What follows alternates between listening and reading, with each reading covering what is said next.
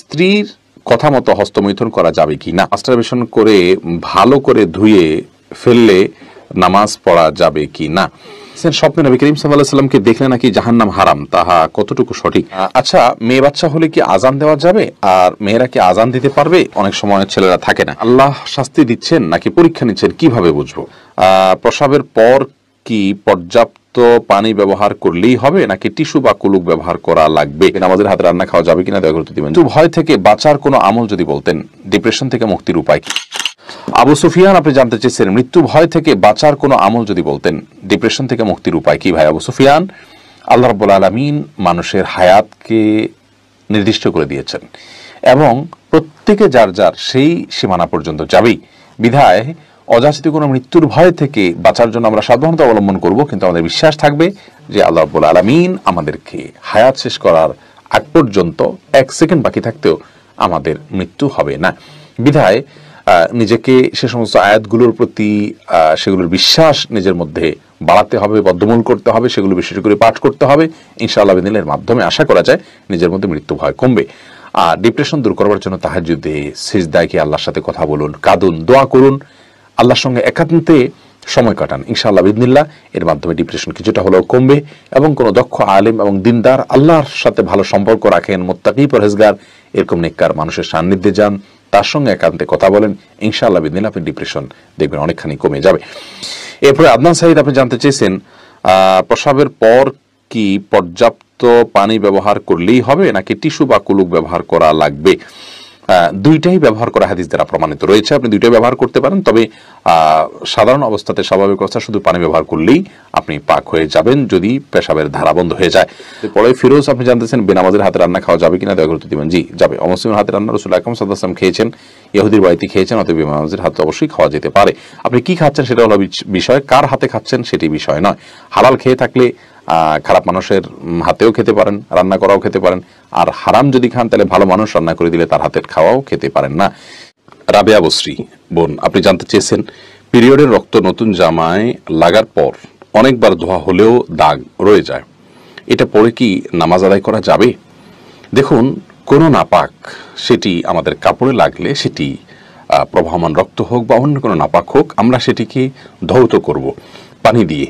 যথাসম্ভব স্বাভাবিকভাবে একটি কাপড় যেভাবে মানুষ ধোয় ময়লা দূর করার জন্য, ওইভাবে ধোয়ার পরেও যদি তার মধ্যে দাগ থেকে যায় তাহলে সেক্ষেত্রে তার কারণে সেই কাপড় পরে সালাত আদায় করতে কোনো প্রকার অসুবিধা হবে না।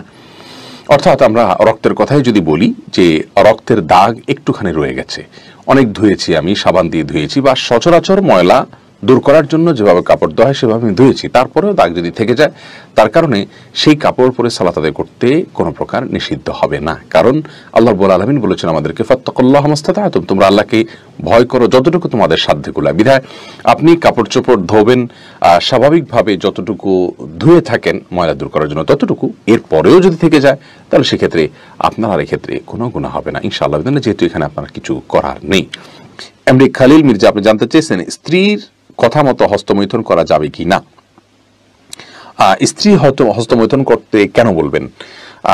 যদি কোনো স্ত্রী হস্তমৈথুন করতে বলেন তাহলে এটা অসুস্থতা, এটি জায়েজ নয়।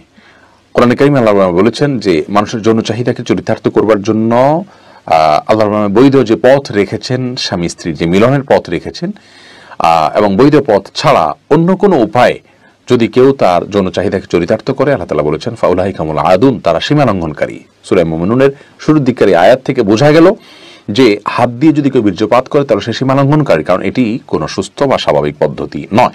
বিধায় স্ত্রী চাইলেও তার হস্তমৈথুন করা জায়েজ নাই।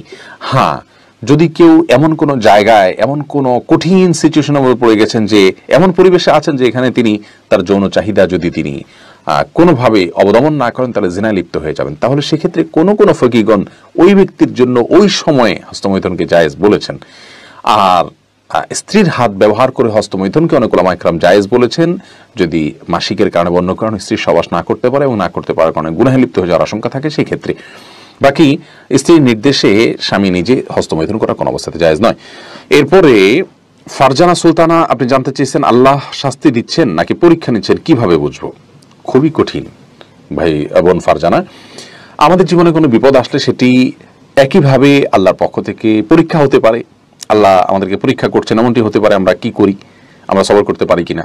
আবার একই সঙ্গে আমাদের কোনো কৃতকর্মের জন্য শাস্তি আল্লাহ তাআলা দিচ্ছেন, দুন আল আযাবিল আকবার, বড় শাস্তির আগে ছোট শাস্তি দিয়ে আল্লাহ আমাদেরকে সতর্ক করতে চাইছেন, এমনটিও হতে পারে।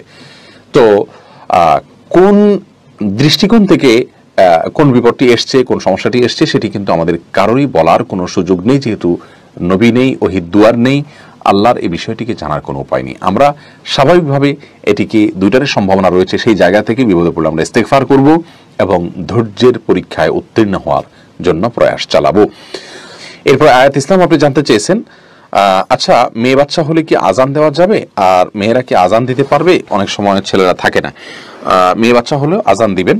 আর আজান দেওয়া সম্পর্কিত হাদিসগুলো আসলে খুব বেশি যে শক্তিশালী তা নয়, বরং বিন বাজ রাহিমাহুল্লাহ আজান বাচ্চার নবজাতকের ভূমিষ্ঠ হওয়ার পর তার কানে আজানের বিষয়ে হাদিসগুলোকে অ্যানালাইসিস করে বলেছেন বেশিরভাগ হাদিস জয়ীফ, কিন্তু অনেকগুলো হাদিস বর্ণিত হয়েছে এটা করা যেতে পারে। ফজিলতের মতো বিষয়, হাদিসের জয়ফের যে মাত্রা তাতে এটা করা যেতে পারে, খুব বেশি গুরুত্বপূর্ণ না হলে এটা করা যেতে পারে। তবে মেয়েরা নাও, ছেলেরাই আজান দিবেন এবং মেয়ের বাচ্চা হলেও আজান দিবেন, পৃথক করা হয়নি হাদিসে ছেলে মেয়ে আলাদা করে।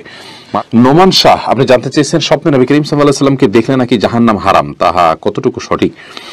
দেখুন, এই বিষয়ে হাদিস রয়েছে দাইফ। আর দ্বিতীয়ত হলো যে রাসূল আকরাম সাল্লাল্লাহু আলাইহি ওয়াসাল্লামকে আমরা স্বপ্নে দেখলে তিনি রাসূল আকরাম সাল্লাল্লাহু আলাইহি ওয়াসাল্লাম কিনা এটা নিশ্চিত হওয়া কঠিন। যদিও একটি হাদিস রয়েছে রাসূল আকরাম সাল্লাল্লাহু আলাইহি ওয়াসাল্লাম বলেছেন, কেউ আমাকে স্বপ্নে দেখলে সে অবশ্যই আমাকে স্বপ্নে দেখেছে, কারণ শয়তান আমার আকৃতিকে ধারণ করতে পারে না। এই হাদিসের ব্যাখ্যা, বিশুদ্ধ ব্যাখ্যা হলো যে এটা রাসূল আকরাম সাল্লাল্লাহু আলাইহি ওয়াসাল্লামের জীবদ্দশার কথা বা সাহাবীদের কথা, যারা তাকে দেখেছেন তাদের কথা, যে তারা স্বপ্নে দেখলে নবীজিকেই দেখেছেন। এখন আমরা যারা নবীজি সাল্লাল্লাহু আলাইহি ওয়াসাল্লামের চেহারাই জানি না, তাদেরকে শয়তান যদি এসে বলে আমি নবীজি, তো সেটি হওয়ার সম্ভাবনা রয়েছে। এই ব্যাখ্যাটা অধিকতর শক্তিশালী। তবে হ্যাঁ, তাকে যদি স্বপ্নে কেউ দেখতে পারেন তো সেটা সন্দেহভাবে তার জন্য একটা ভালো আলামত, এবং রাসূল আকরাম সাল্লাল্লাহু আলাইহি ওয়াসাল্লামের ভালোবাসা তার অন্তরে রয়েছে, তার সুন্নাতের প্রতি তার আগ্রহ রয়েছে। এটি যেমন হতে পারে তেমনি ভাবে এর মাধ্যমে তিনি অনুপ্রাণিত হতে পারেন, কিন্তু এটা জরুরি নয় যে তাকে স্বপ্নে দেখলে তিনি অরিজিনালি দেখেছেন আর তাকে দেখলেই জান্নাত ওয়াজিব হয়ে যাবে, এটি বিশুদ্ধ নয়। এমডি আরিফ জানতে চেয়েছেন, মাস্টারবেশন করে ভালো করে ধুয়ে ফেললে নামাজ পড়া যাবে কি না? দেখুন, যে কোনো নাপাক যদি ভালো করে ধুয়ে আপনি পাক করে ফেলেন তাহলে সেক্ষেত্রে অবশ্যই সেখানে সালাত আদায় করতে পারবেন, সেটি সম্পূর্ণ স্বতন্ত্র এবং ভিন্ন একটি বিষয়।